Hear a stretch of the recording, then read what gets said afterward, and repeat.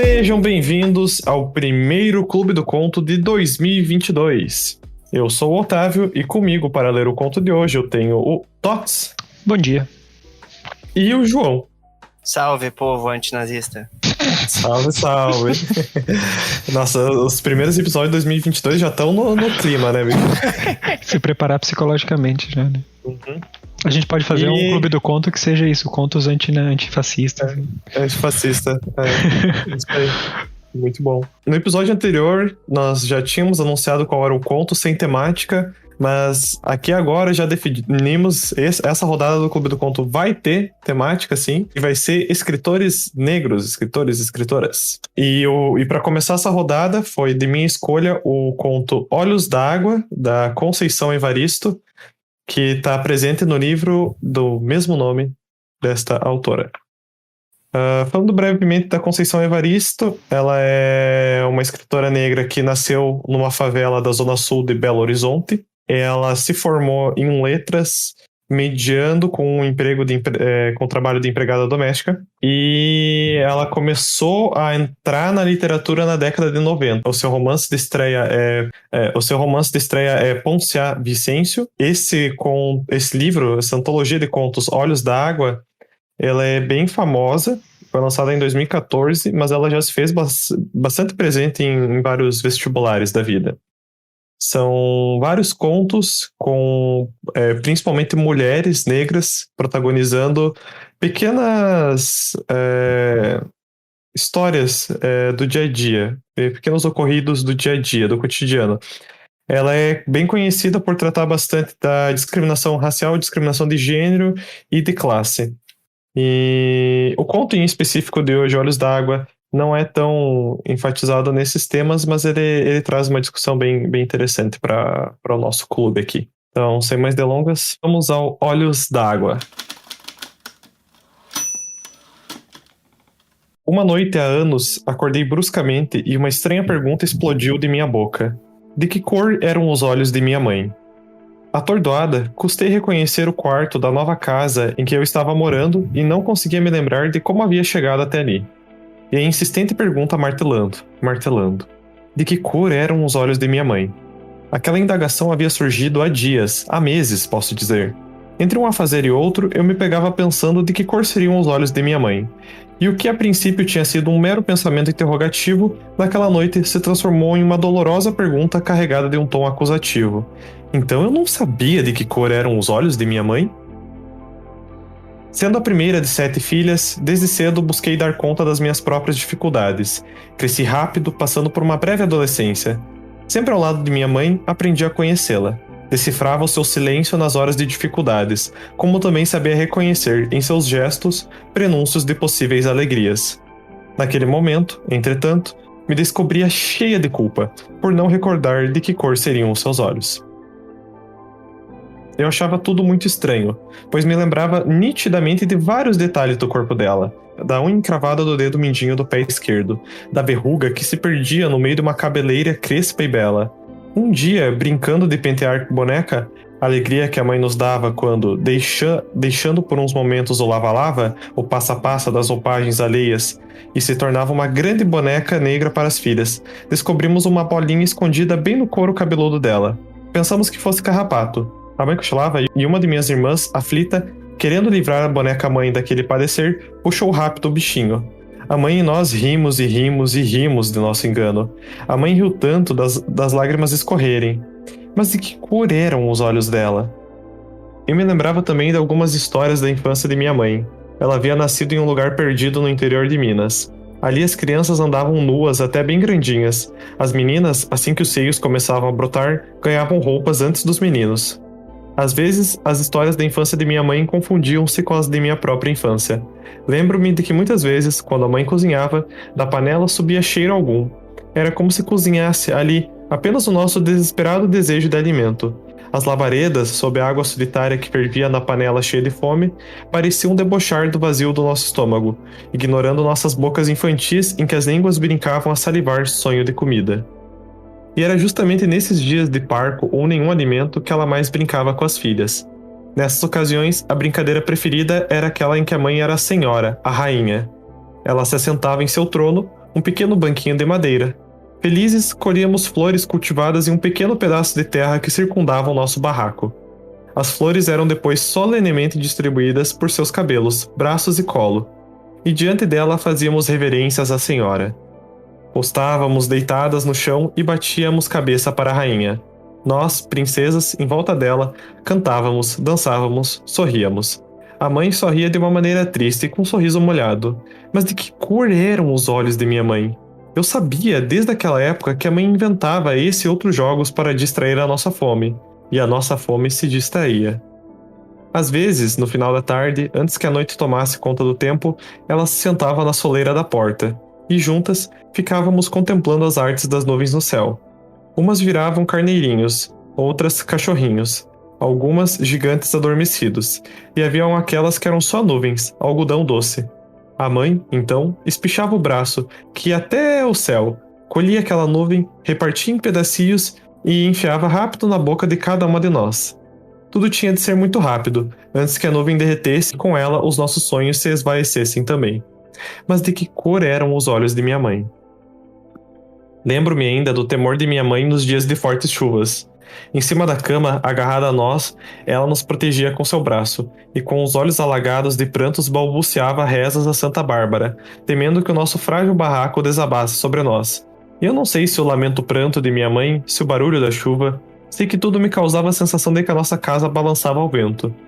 Nesses momentos, os olhos de minha mãe se confundiam com os olhos da natureza. Chovia, chorava, chorava, chovia. Então por que eu não conseguia lembrar a cor dos olhos dela? E naquela noite, a pergunta continuava me atormentando. Havia anos que eu estava fora da minha cidade natal. Saíra de minha casa em busca de melhor condição de vida para mim e para minha família. Ela e minhas irmãs tinham ficado para trás. Mas eu nunca esquecera a minha mãe. Reconheci a importância dela na minha vida.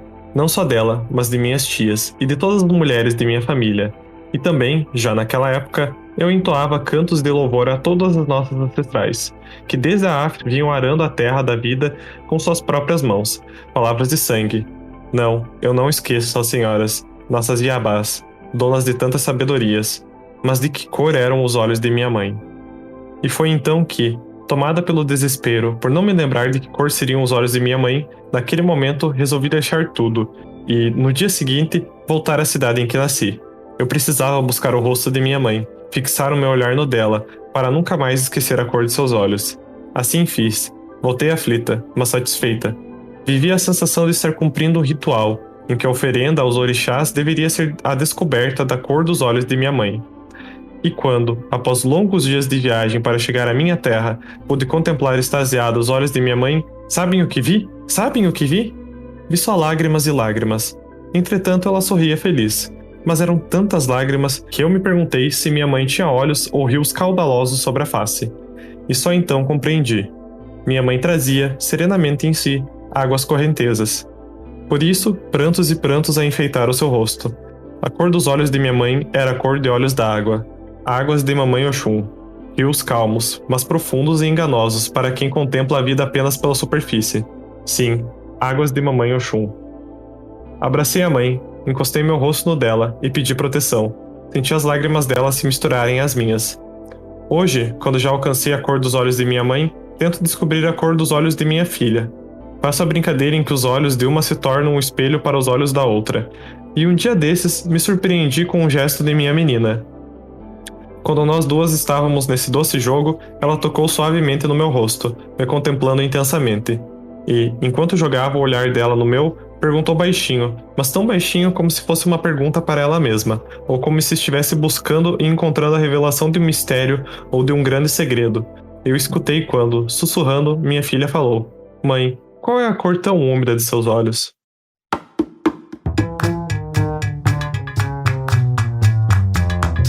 Temos já um belo, triste conto abrindo o livro, então. É isso?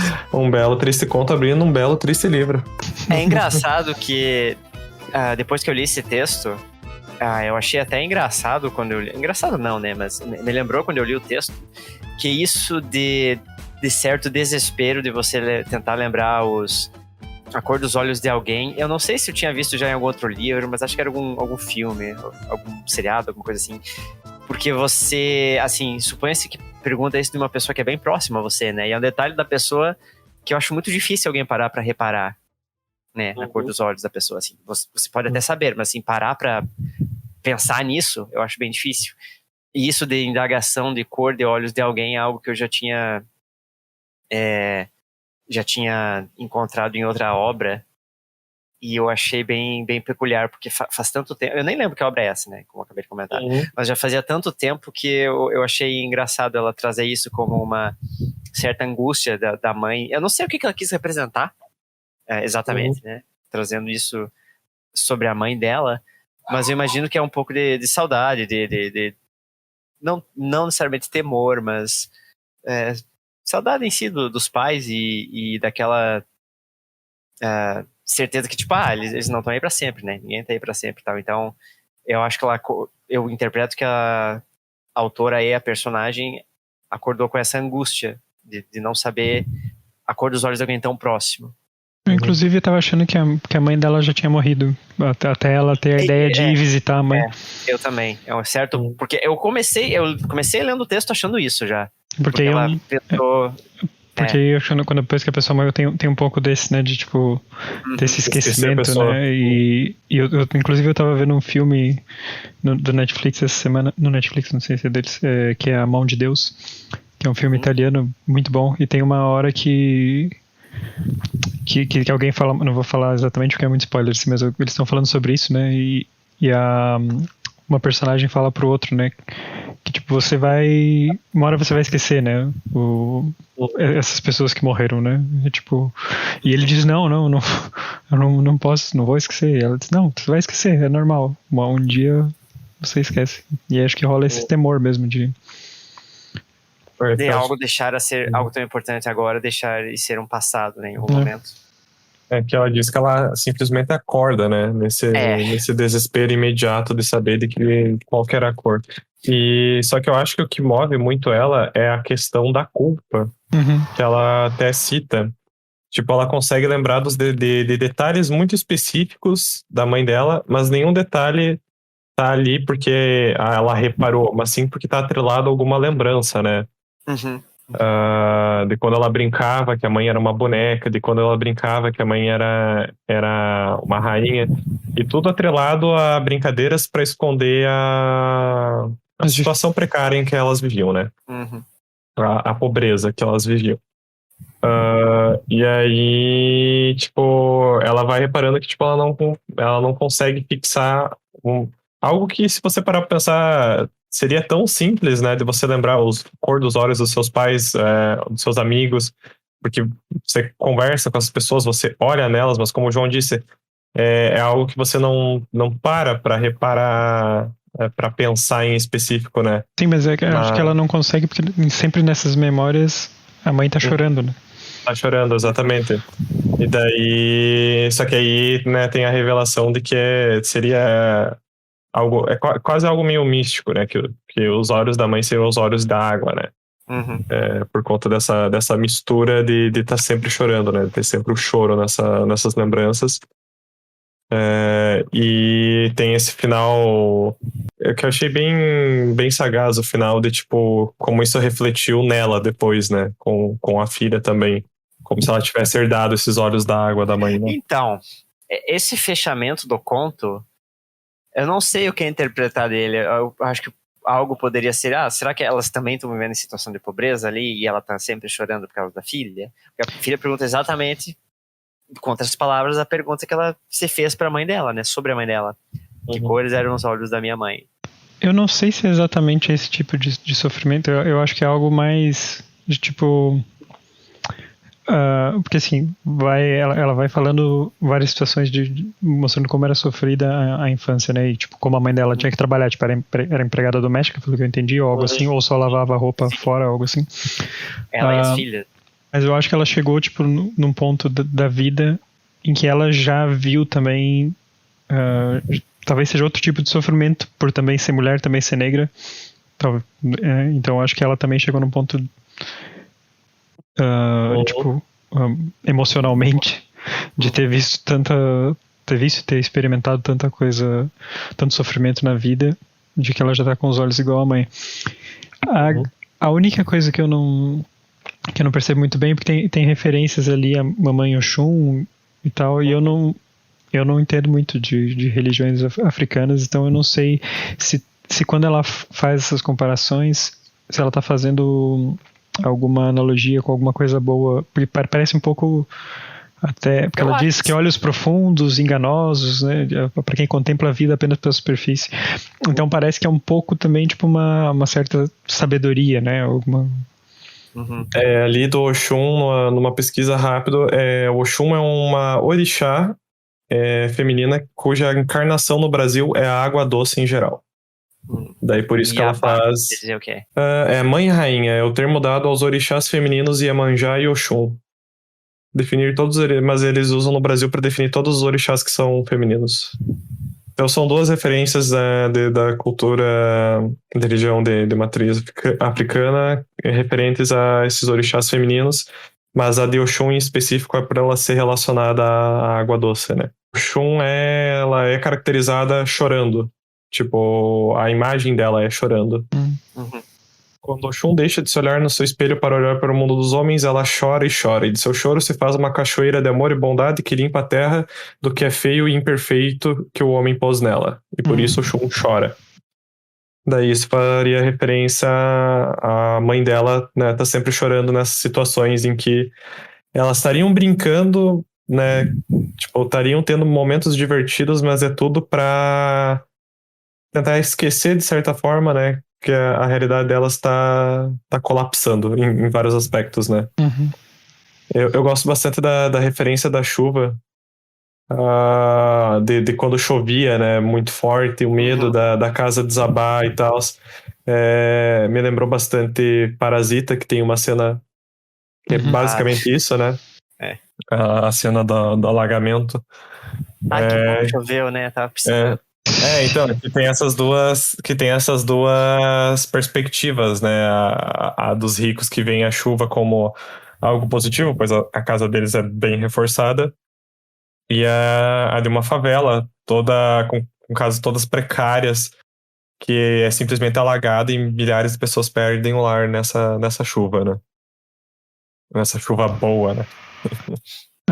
Esse foi o primeiro conto que eu li da Conceição Evaristo, e daí eu tava vendo ela foi no Roda Viva, e tem uma entrevista, e daí tem uma repórter comenta sobre um conto desse livro, que agora eu não lembro qual é o nome, mas que ela termina dizendo que escrever é uma maneira de sangrar, e fala sobre como é um tema recorrente Sabe nos que contos essa frase dela. me é familiar, cara?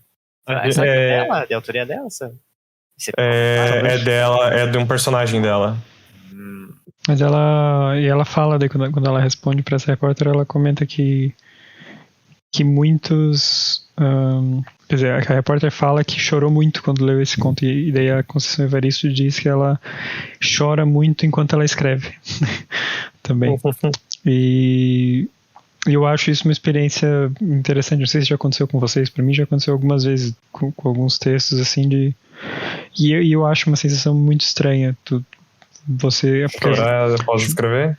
Ou durante, assim, né? Tipo, conforme você vai escrevendo, de certa forma, aquilo é tão forte que você se emociona, e aquilo meio que parece que impulsiona e você continua escrevendo e se emocionando.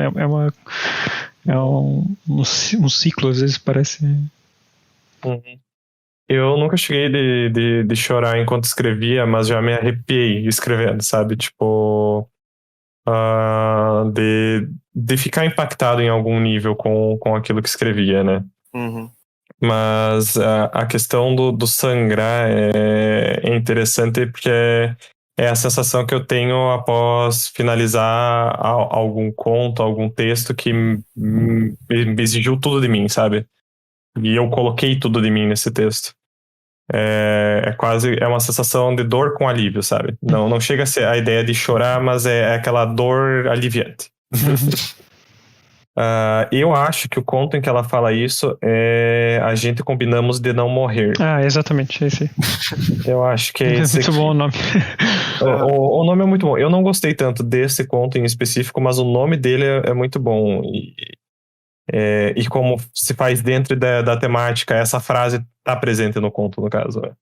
Esse foi o último livro que eu li ano passado, bem no finzinho de dezembro. Ele é bem curtinho, tem 111 páginas, se eu não me engano, 114 páginas. E eu acho que ele tem uns 10 a 12 contos. Tem bastantinho, assim. E eu achei ele numa livraria no fim do ano. E eu já tinha visto essa capa do Olhos d'Água em milhares de lugares. Porque é um livro brasileiro que se faz presente em bastante. E como eu disse no começo, ele foi, desde que ele foi lançado, ele se fez presente bastante em vestibular. Eu nunca prestei nenhum vestibular, então eu não tinha essa pressão de ler ele. E aí, quando eu vi ele na livraria, eu pensei, bom, vou pegar, vamos dar uma olhada o que tem a Conceição Evaristo. Você sabia quem era ela? Não sabia. Não conhecia a autora. O que tem a Conceição Evaristo é que ela escreve contos muito fáceis de você se identificar com as aflições dos personagens. No caso do Olhos d'Água, a agonia de você ter algo que você precisa lembrar e você sentir vergonha ou culpa de não lembrar, porque é algo tão óbvio como a cor dos olhos da sua mãe. E outras situações que ela coloca os personagens que eu vou comentar depois em alguns contos que eu gostei bastante. E é uma leitura rápida, é uma leitura fácil em questão de termos, ela não usa palavras muito complicadas, ela usa uma linguagem bem simples, sabe? Bem acessível. E eu até depois desse fui ler o primeiro romance dela, que é o Poncia Vicêncio, que também é muito bom, a escrita dela é fantástica naquela história. E é super curtinho, me fez parecer que eu tava lendo um curto livro de contos, né? Mas era um romance. Você falou dela, do jeito que ela escreve, ela comenta também nessa entrevista do Roda Viva que o estilo dela, o processo criativo, ela chama de escrevivência. Muito interessante. Mas eu vou deixar o link da entrevista do Roda Viva também na descrição. Eu vou querer estar vendo depois. Outros contos desse livro que eu gostei bastante é o que vem logo em seguida do Olhos d'Água, o Ana da Venga, que ele se passa na época dos quilombos e faz referência a uma mulher que virou amante do líder de um quilombo. E como é a vida dela. Quase todos os contos, se não todos, são protagonizados por mulheres negras, se eu não me engano. Tipo, são do ponto de vista delas, mas tem alguns momentos em que inverte o ponto de vista para homens negros também, nessas situações. Quantos filhos Natalina teve? É muito bom. É muito interessante que a história vai seguindo a partir da primeira gravidez da Natalina e vai explicando o que ela foi fazendo com cada um dos filhos. Zaitá esqueceu de guardar os brinquedos. É triste pra cacete. Daqueles contos, tipo, curtinhos, trata da infância e é muito triste. Maria é um conto sobre uma mulher que está no ônibus e esse ônibus está sendo assaltado por 2 homens e ela já foi amante de um desses 2 assaltantes. Nossa. Que situação. Exatamente. E é muito real o que ela retrata, o que acontece e é um conto bem doloroso, por assim dizer. Na verdade, todos os contos desse livro, em algum aspecto, são bem dolorosos. Ela trata um tema que é bem recorrente depois de um ponto, é a morte, das dificuldades da vida de pessoas negras, né? Se eu não me engano, não tem nenhuma situação de tipo... que é o que eu achei mais curioso. Eu posso estar enganado, pode ter algum, mas todos esses contos tratam da desigualdade, principalmente da desigualdade de classes, né? Mas ele não tem nenhum personagem que nenhum personagem branco que é explicitamente racista em algum momento. Ele trata as outras formas em que o racismo aflige a vida de pessoas negras, né? E eu acho uma abordagem muito interessante, considerando que, tipo, é o lugar comum que a gente vê, né? A gente sempre vê uma figura do homem branco opressor Mas aqui ela trata muito mais como o problema sistêmico, né? De maneira bem singela, mas que fica bem claro. Tipo, muita gente aqui tá fudida por causa do sistema, né? Ah, sim. Uhum. E também recomendo muito o romance dela, o Poncia Vicêncio. É muito bom. Ele trata de uma... ela diz que Poncia Vicêncio é a irmã dela, né? A Conceição Evaristo, né? Ela diz que essa personagem é como se fosse a irmã dela, com quem dá pra entender que ela não tem uma relação muito próxima, mas que, tipo, ela colocou tudo que ela tinha de lembranças da irmã dela e de como a irmã dela era nessa história. E em resumo, uma sinopse, é uma garota que nasceu num vilarejo pobre, e aí ela, em dado momento, saiu pra ir pra cidade pra tentar ter uma vida, tentar comprar uma casa pra mãe e pro irmão dela. E a gente segue a história desses 3 personagens em momentos distintos dessa jornada da Poncia Vicêncio. E é muito bem escrito esse texto, esse livro. Pô, muito bem escrito mesmo. E é isso. E de que ano que é esse livro? Poncia Vicêncio é de 2003. O Olhos d'Água é de 2014, daí, que a gente tá lendo aqui. E é isso pra minha primeira rodada do Clube do Conto aqui. Muito bem. Um bom começo de ano pro Clube do Conto. Então. Um bom começo de ano. Voltamos semana que vem com um desafio semanal. E no fim desse mês começa. É verdade. Com o desafio do João.